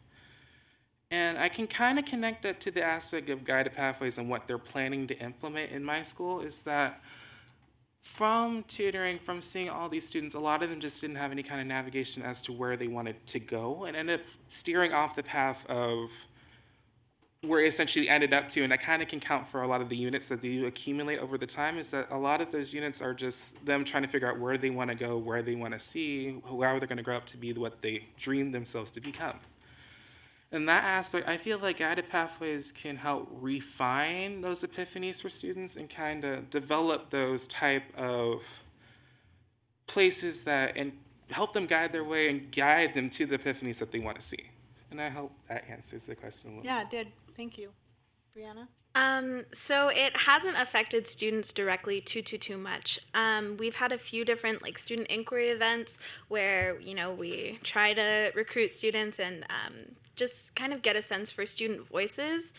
And while those have been successful to a point, I really feel like we need to ask more meaningful questions of the students, because a lot of the times the students will show up and it's just, what can we do better as a college? And you get your guided pathways formula students who say we want more internships, we want dedicated counselors, we want the whole guided pathways package, but it hasn't affected too many students directly at the point that we are at in our implementation. I know that we've had a few different learning cohorts from STEM as part of it, but it's been exclusive to STEM. So what could be done better? I think that being sure to expand the learning cohorts to more programs and deciding on a decision-making process, that has been a big barrier to our progress, I feel, because we went from being a task force to all of a sudden not really knowing where our home is in the shared governance hierarchy. And I feel like, personally, our staff has spent a whole lot of time making sure that we get the decision-making process right. And while I appreciate that, it's definitely delayed our decision-making. Let me just take a look at my notes here. We need to make the case more with professors. At Gavilan, we have a good little handful of naysayers, and I also think we need more visibility with students. We have, like I said, recruited a few students, but semester to semester schedules change, things change, and we haven't really been successful in keeping any other student except for me. And so when you talk about recruiting students, this is recruiting students to be on these semi-formal committees. Yeah, we mainly ideally want to have them in a student worker position. That way, our meetings are scheduled shifts so that the students do come in, they do get paid. It's just student worker wages, but it's something. And we had talked a lot about doing this on different tiers, so a student won't automatically be offered a job right away to work with the task force. It'll start off and we'll have one event that's more open to students, and we'll raffle off a gift card to the bookstore, and then the next step would be giving them directly gift cards and then going on to offering them a job as part of the task force. But that's kind of stalled? Or it's trying to... It's in the works. Okay. Yeah. All right. In the meantime, you stay. Yeah, I go. No pressure. I go to all of our meetings and all right. stuff. Like I said, I'm kind of the point person for students and guided pathways at my school. Okay. Spencer, how about you? What could be done better at Merit to implement guided pathways? I can kind of say better dissemination of information or more just communication with the students. I think throughout, especially with merit specifically, it's just really trying to talk to the students who aren't on the campus constantly, because a lot of them work, a lot of them are parents, a lot of them are coming back to school to, I guess, regain the thing that they wanted to gain. Like a lot of them I see are nurses who want to try to become that nursing degree, or trying to get those perfect A's to get into that very challenging nursing program. And I can say I see a positive result so far as a tutor to see more people coming, which is making my job a little bit more difficult, but wonderfully difficult. But just, I guess, having more feedback from our students, because I do see that the tutors get this side of it, but our students haven't really, even though we plan a lot, and I gave my school the rating of a 50%, just to get more feedback from our students to see how they feel about everything, if this collaborative pathway will work for them. Because I know we have workshops, we've implemented workshops, we've done a lot of things as well, which I didn't talk about, now I think about it now. But yeah, just to get feedback from them. Well, thank you very much. That was really helpful. Appreciate it.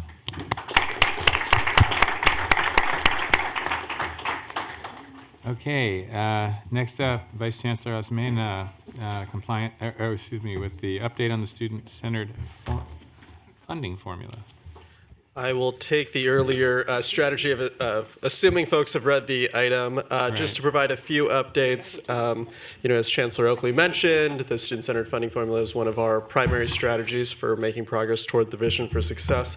I'm starting on page 142, and just wanted to note, I think one of the things we learn from other states who have implemented similar funding formulas or reforms to their community college finance system is that these are ongoing processes, and that we should be working to amend formulas, to iterate in a productive way.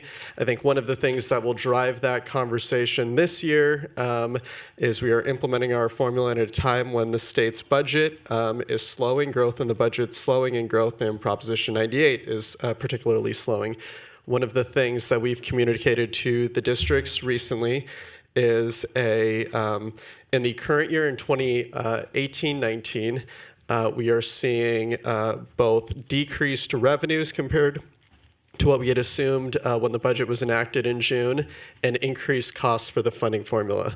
What we have committed to districts is that moving forward, we would maintain what we've called in the past a hold harmless commitment, that districts would continue to receive at least what they were receiving prior to the funding formula's implementation in 2017-18, adjusted by the change in the cost of living. Happy to talk through more of those. The only other two items I would note here, as we consider iterations, there are a number of groups that are working on different questions related to the funding formula. If you look at attachment 1 on page 145, you'll see some of the different questions that different groups are working through. The Student-Centered Funding Formula Oversight Committee, which was created by the legislature, had a specific charge, particularly around 3 questions related to the supplemental allocation, the additional resources that that the formula allocates based on the number of students from particular groups, as their primary charge of making reports to the legislature in about a year. That committee met today, elected a chair, Kindred Murillo, president of Southwestern College, who's in the back today, will be chairing that group.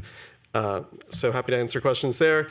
And then lastly, one of the questions the governor raised in the governor's budget around the funding formula was around the quality of the data. Chancellor Oakley had mentioned at your last meeting that we had seen differences in the data, particularly in the supplemental factors and the student success factors, compared to what differences in 17-18 compared to what we had seen in 16-17.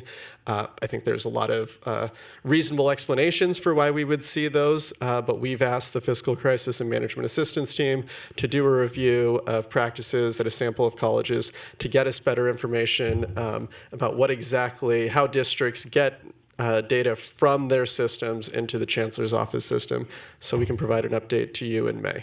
And I will stop there. Any questions from the board? Just a quick question. Member Fawn? The advisory work group on fiscal affairs, Yeah. are those members the same as the oversight committee, or if not, who are they? They're not. It's an existing group that is advised. It was created by Chancellor Harris, continued under Chancellor Oakley. They are primarily chief business officials from the colleges, but given the broader, more expansive scope of the committee, we've added a chief instructional officer, chief student services officer, chief executive officer, which is President Murillo, an institutional researcher, and we are considering adding others. Oh, so it's like a dozen or so And a folks. faculty, yes, and it's a faculty member also. All right, thank you. Member Costa. Just a couple comments, which is I want to just make sure that my fellow board members understand when we talk about excess credit units, this is where it's all at, is in this funding formula, because without it, enrollment funding really does create less incentive, I think, for colleges, not because there's nefarious intent, but to really look at how many credits somebody's generating. And it sounds like there are some shortages in the data. And, clearly there are other proposals in the governor's budget around data, around alignment, kind of across the system all the way into higher ed. And so hopefully as part of this, we're talking with the administration about that because we may need some more robust infrastructure, frankly, to make it happen. I would just close, as you all, we're going to be in the building tomorrow. I think one of the challenges, so there's been uncertainty created by the formula, in part because decreased revenues compared to what we had assumed we would collect in property taxes. One of the things the system has long advocated for, when there are decreased property taxes for K-12 schools, state law automatically backfills the general fund that's provided to those schools. The decrease we're looking for, that we're looking at right now, is about $177 million, which is money that we assume will be in the governor's budget, but creates a lot of uncertainty for districts and for colleges, not knowing that that money will be there in May. So, Member Baum? I just wanted to add, I think this is one of those really revolutionary changes, like we talked about ADTs. It's going to take a bit of time, but 8 years from now, we're going to see the results in student outcomes as a result of the realignment of how districts operate as well. I have a question. I've traveled to a bunch of colleges, and I've gotten a lot of feedback about the funding formula, and it's been mixed. How are you, working with those colleges that either don't know exactly what their allocation is going to be, or are worried that it's going to be lower, and are they getting assistance on how to do better at meeting the new criteria? Yeah, so I think there's probably a number of strategies that we've been working through and continue to try to figure out more. So I think on a core kind of policy basis, the idea of making sure, and the clear message of making sure colleges know they will, or districts know they will receive 17-18 revenues plus a cost of living adjustment, has been an important part of making sure there's stability in the system. We worked, I think one of the things that we have felt was very important is that colleges know how the funding formula works. We again contracted with FCMAT to produce a calculator, and we did a series of training across the state to roll out this calculator to give folks an ability to understand how they might project their own revenues under the formula. We are going to continue to contract with FCMAT to update the calculator and to make that tool available. Earlier, over the past 2 months, we've done a set of trainings, kind of connecting the dots is what we called it, to go to Vice President Haynes' point, that districts should be linking funding formula planning with their academic planning, with their planning under student equity plans. And so trying to bring teams from districts and colleges into the same room to get support from our office and how you might think about making progress towards the vision for success. That's great. We believe we have a couple of public comments. So I'm going to bring up Vicki Gordon and John Stanskus.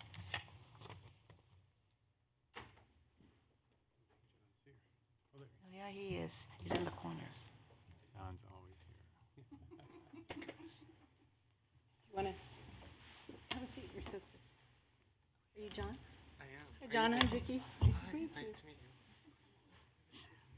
you. What is this arrangement? Go ahead, board member. Yes, thank you, President Epstein, Chancellor Oakley, and Vice President Haynes, and board members.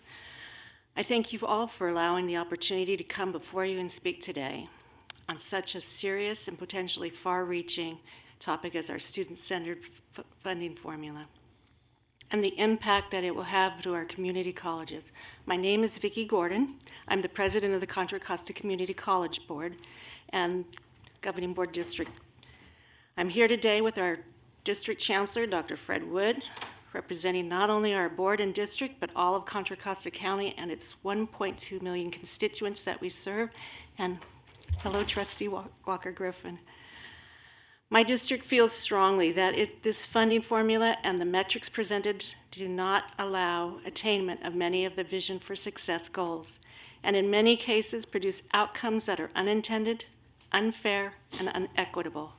These are material and consequential deficits that adversely affect our ability to carry out our core educational services and, quite frankly, our mission statements and the goals set forth by your board.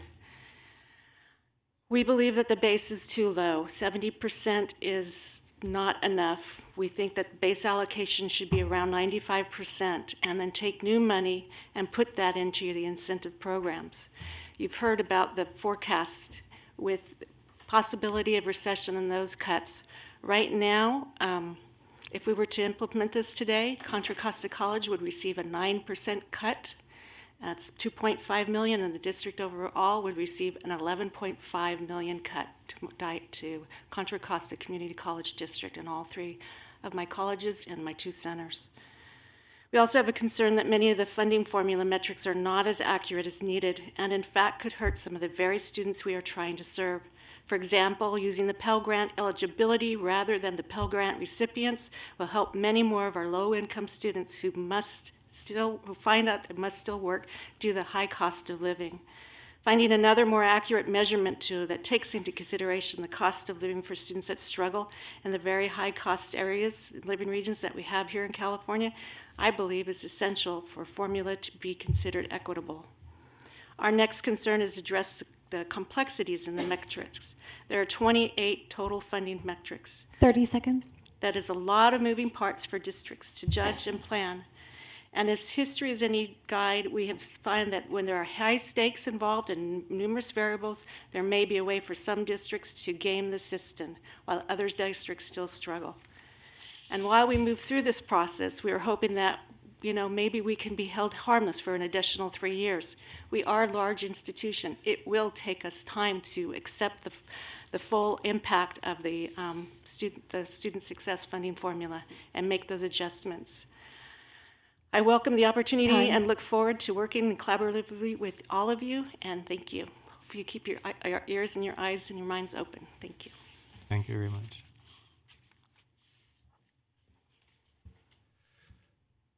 Hello, President Epstein, Vice President Haynes, Chancellor Oakley. I'm still John Stanskis from the Academic Senate for California Community Colleges, and you should have a memo from us somewhere on your desk.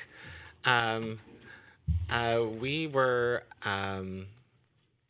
asked by legislative staff to write a letter to them about the funding formula and how we would improve it, and we said, on principle, to take out the performance-based piece for all the reasons we talked about last year. And we were told that's not an option, craft some other message. So I wanted you to know what our message was, which is listed here. We have asked the legislature to consider 3 changes to the performance-based piece if they wish to continue having a performance-based piece. And they are to level the point system for associate degrees so that all educational goals and achievements of comparable unit value are counted equally. to award colleges only once per year per student for the highest award achieved as a means of prioritizing per student success as opposed to incentivizing maximizing awards more generally, and keep the performance metric portion set at 10% of the total allocation to ensure funding stability and to support college exploration of how to best serve their students. The rest of this letter supports those 3 points. The first point about the associate degrees, there was some dialogue earlier this afternoon about the unit attainment, and I remember President Epstein, we had a conversation when it was set at 79, why it wasn't set at 60, and there are some reasons for that. I appreciate Board Member Grande highlighting that many of our CTE degrees are well over 60 units and have to be, due to regulatory requirements from agencies about the number of hours that you are required to spend with those students. Those are also true often for our STEM students. Particularly, you expect an engineering major or a chemistry major to amass more than 60 units in the lower division before they're ready for upper division coursework. Even if the total units for the baccalaureate is 120 units, you expect more in the lower division simply because of the structural nature and the sequential nature of those degrees. That doesn't account for all of the unit accumulation, and there is more work that we could do around that. But both of those arguments lead to our recommendation of leveling the point award system in number 1. Your time is up, John. But if you want to wrap up in a few seconds. Okay. We have your letter, although it's going to take extra reading glasses to read that small print. The current allowance of multiple points for the same student in the same year is problematic in that I don't think our goal is to incentivize behavior that is to figure out how many points every student is worth. Our goal is to figure out how to serve that student and get them to their goal as quickly as they are able to achieve their goal, that we can provide it for them. And so that's part of point number 2. And I think my colleague here addressed our third point. Okay, thank you. Okay, that was an information item, so we can move on to the 100-mile-an-hour state and federal update by Vice Chancellor McCoy, who is accustomed to this position. Mr. President, at some point, can we put Ms. Mattoon's item up higher in the informational items? I feel like she's often in this situation. I agree. I also think we need to go back to doing, especially since we're losing the morning, we need to make these 2-day meetings. And so we'll try to do that next time. But still move her up. Still move her up. Yeah. All right. We'll We negotiate. didn't tell her. She We'll didn't tell negotiate. us to say that. We'll negotiate that. So I'm going to try and do this really quickly. I want to cover 2 things. I'm going to lift up a couple of items in the written document. But first, I want to go over our packets for tomorrow. First, I want to thank everybody who's participating in tomorrow's Advocacy Day. We're being joined by the 2 students you heard from earlier. We're also being joined by representatives from the Community College League, and then a number of vice chancellors and other staff are participating. In your folder, what you'll find on the right-hand side is the talking points for SB 291, frequently asked questions for SB 291, and a copy of the fact sheet. On the left-hand side of the folder, you'll see your team assignment, the other members who are on your lobby team, and then your member meeting assignments and times. I've also included a suggested meeting agenda for each of the meetings.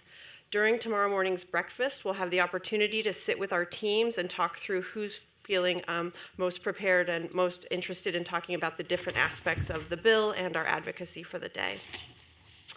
The next document on the left side is the final itinerary for the day. You'll see that the breakfast briefing is the first thing at 9 o'clock tomorrow morning in the hub.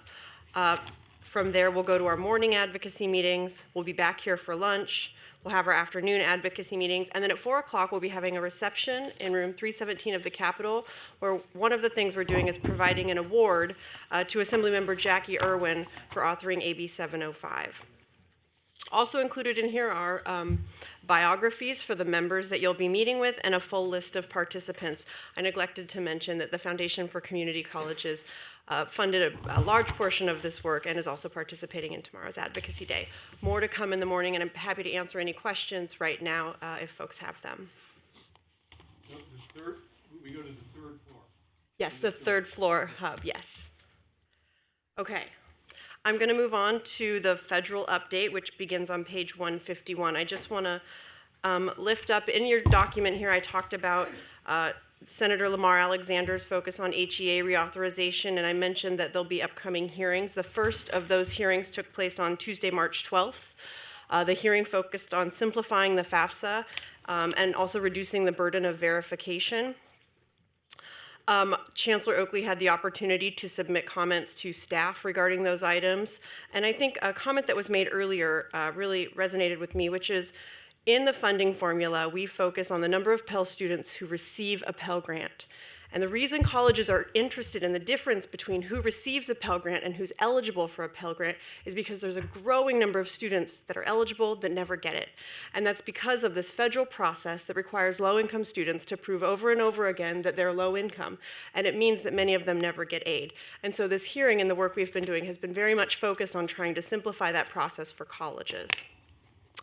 On the next page, I wanted to lift up that the House committee held a hearing on March 13th focused on student-centered reforms to the Higher Education Act. We also provided public comments for that hearing. We included the public comments in your board update last week. They focused on the impact of for-profit school closures on California community colleges across the system, both in terms of the impact on students that attended a closed institution, as well as the impact on colleges that often bring those students onto their college campuses. And obviously, when those students are left with insurmountable debt, with an inability to transfer credits, it really harms their future educational goals. And then finally, I'll just mention that earlier this month, President Trump released his budget. There's a number of proposed cuts in there that are very concerning to us, including around supplemental financial aid for low-income students, for eliminating the public service loan program. Thankfully, the president's proposal is just that, a proposal. Most of those programs are very popular in Congress, so we hope that they will remain intact and, in fact, see funding increases. Questions on the federal update? Okay. State update. Just the first item I obviously want to lift up is that we secured introduction of SB 291 by Senator Leyva. You've been receiving quite a few updates on that bill in the weekly board updates that come to you. And we'll talk more about it in the morning. The way this document is laid out and will continue to be laid out is the first section focuses on sponsored legislation. So you'll receive an update on that, and our update is that our sponsored bill, SB 291, will be heard in the Senate Education Committee on March 27th. Is that for me? I don't know where that.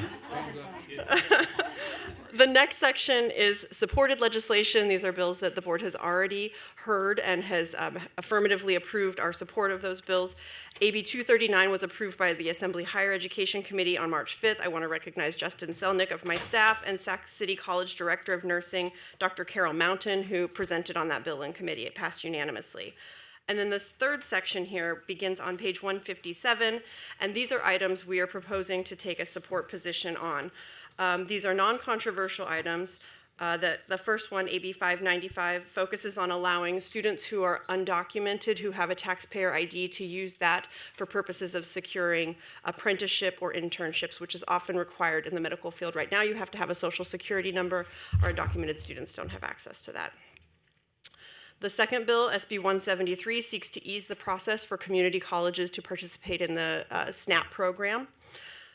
Essentially, students who participate in work study are eligible for SNAP, but there's not enough work study slots for everyone. So this bill would allow students who are eligible for work study, even if they don't ultimately receive an award, to be eligible to receive food benefits. And then the final three measures listed here are resolutions. The first one is on the federal public charge regulatory changes. The resolution's consistent with comments that the Chancellor's Office previously provided. The second one supports dual enrollment week. And then the third one is consistent with the resolution this board already approved around April as Community College Month. So do you need a motion of support for those new ones that you're talking about here, the 6 or the 5? You do not have to vote on these. The Chancellor has the authority to take a position. I bring them to you after they've gone through consultation, so you can let us know if you think the direction we're taking is in any way not reflective of the board's goals. Any questions for Vice Chancellor? I felt like it was a podcast that was on 1.5 speed, you know. Great, thank you. We have some public comments. Yes, we do. And do we do that before or after the board member reports? I think we do it. Let's do it before. Yes, that's okay. Good idea. Okay, public forum. We have a few people. Yes. I'm going to have all three of you come up. There are three public forum requests. Linda Waugh, Dr. Mark Rocha, and Dr. Claudia Habib.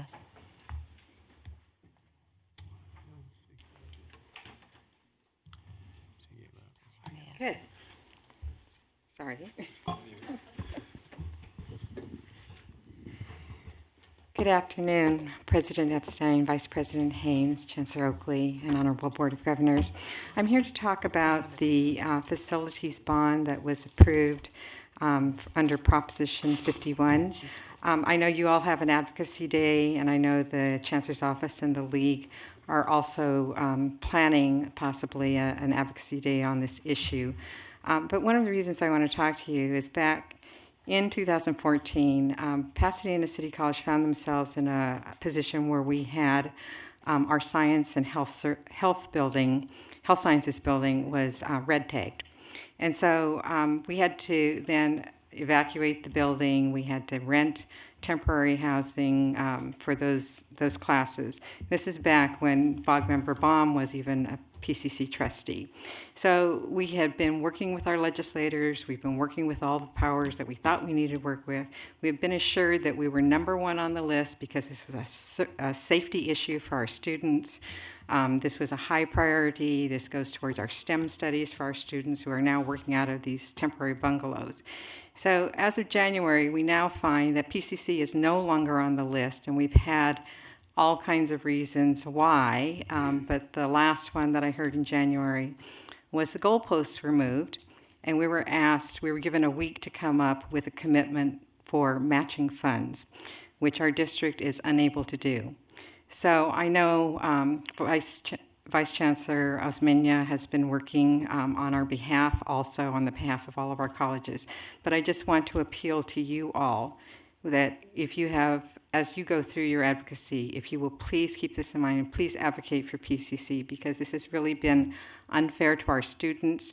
Our Pasadena district voters came out and supported this strongly on our behalf, and so I ask you all to support this.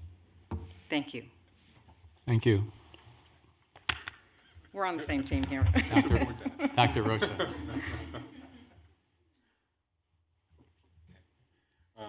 Thank you, President Epstein. Chancellor Oakley, President Epstein, Vice President Haynes, members of the Board of Governors. I am Mark Rocha. Oh, got it on. I am Mark Rocha. I am Chancellor of City College of San Francisco. And I came here with greetings and with an invitation and with a note of gratitude. I'll start with the note of gratitude. First of all, I want to thank this board. I want to thank Chancellor Oakley for your steadfast support of City College of San Francisco over the years and recently as we have moved through our accreditation crisis and turned the corner and made progress towards being the college that we must become. So I come here in humble gratitude for that and convey that on behalf of my Board of Trustees and all of our faculty, staff, and 60,000 students. So thank you and thank you. I did also spend spend the weekend at Ventura College for the state college basketball championship, and we were going for our second straight state title, and we lost to Fullerton. And so I congratulate the Fullerton Hornets on winning the state championship title yesterday. I did want to report the progress that we're making very, very briefly at City College of San Francisco. On June the 30th, I will submit the first balanced budget in 10 years at City College of San Francisco. And that has come as a result of your support and Chancellor Oakley's advice. No less an authority than Standard & Poor's just did our financial strength rating and gave us an A+ positive rating, and which is important because next year we hope to go out to the community for a major facilities bond to remake especially our main campus. So we're doing that, but balancing a budget is a side effect, not a cause, is a side effect of good management of a college, and it is a side effect of focusing on what Chancellor Oakley and this board has focused on, and that is graduating more students, especially students of color, period. Good schools graduate more students, and they grow their enrollment. The facts are there, and that's where we're trying to turn the corner at City College. I would, I'll cut my speech down to an hour here. And I'll just say, though, that at another time, I would love to inform you of what we're doing to address the structural problem on the 90 unit. Once again, Chancellor Oakley has put his finger on one of the key structural problems we need to address. We're working on other things in housing, and we support SB 291. And we'll have a resolution on Thursday board meeting for that. And finally is our personal invitation. City College will be hosting the ACCT October 16th through 19th. We'll be working with Trustee Wah and others in the Board of Governors so that you have a special role in that great annual convention. So with that, I thank you very much. Thank you very much. Okay, so we are down to board member reports, and I'm obliged to tell you that while Member Aguinaldo could not be here today, she wanted everyone to know that she's been doing a lot of work in her duty as a member of the Board of Governors outside of the board meetings. So that's her report. Is there anyone else who would like to report on their activities? We'll go around this way. Okay. Member Grande. Thank you. Myself, Member Fawn, and Member Costa have been regularly meeting with the Workforce Pathways Joint Advisory Committee with the California Department of Education, and we have a lot of work that is going to be coming to fruition very, very quickly as our transition plan from Perkins 4 to Perkins 5 comes before the board at our next meeting. So I just wanted to give everyone a heads up that you'll be seeing what we've been working on in our work product, and we get to spend a lot of quality time together. That's great. Member Baum. I just have to chime in a little bit to what Trustee Wah said earlier. For many years, the building at Pasadena City College, which was deemed seismically unsafe, was scheduled in our top tier for funding and support once the bond was passed, and the community voted overwhelmingly to support the statewide bond. And inexplicably, it's no longer on that list. So it would be helpful to understand what happened there. And number two, just as somebody who has worked at highly selective universities, including the University of Southern California and Claremont McKenna College, I actually have said that we do students a disservice when we try to convince people that only a select few institutions are a pathway to success or fulfillment. That is a problem and a mindset that needs to change, because there are countless universities, countless community colleges, countless private and public institutions that provide extraordinary opportunities. And so from whatever perch that I have, I want to re-emphasize that message and to say we all have a lot of work to do. Thank you. So I just, very quickly, I just want to add my voice to the issue around our colleges across the system that have been in the queue for facilities. And if every single one of them were funded tomorrow, there would still be money in the coffers. Every day that goes by with not one of them being funded over time is an additional cost when it does ultimately get funded. These are economic drivers as well. And so we really, I just want to reiterate, when we start to knock on the doors of our legislature and when we have an opportunity to meet with our new governor, it's really critical that we fund these facilities. They're in the best interest of our students, and so we need to keep that in mind. We have the bond money, so it's not like we don't have them. We have the money. It's been sitting there to do these. We need the help of the state in order to complete these facilities. Thank you. Member Rawlings, did you? I'd like to thank President Epstein for the invitation to join him on some of his new road trips. We had a good time in October visiting a number of colleges. We went and visited LA Mission College, and as President Epstein noted during our visit there, that each college is a little unique, and this was the first one that had a golf course in the middle of it that was not owned by the college. Created some unique challenges, but it was interesting seeing how diligent they're being about the use of the space they have, about the topographical challenges they have with the hillsides around the colleges, and how really focused they are on the specific needs of the demographics in that community, from where they located the main campus to where they're locating their satellite campuses. They actually have a storefront location that is one of their newest satellites that they're looking at growing, and they're doing amazing things with the efficiency of the use of space that they have.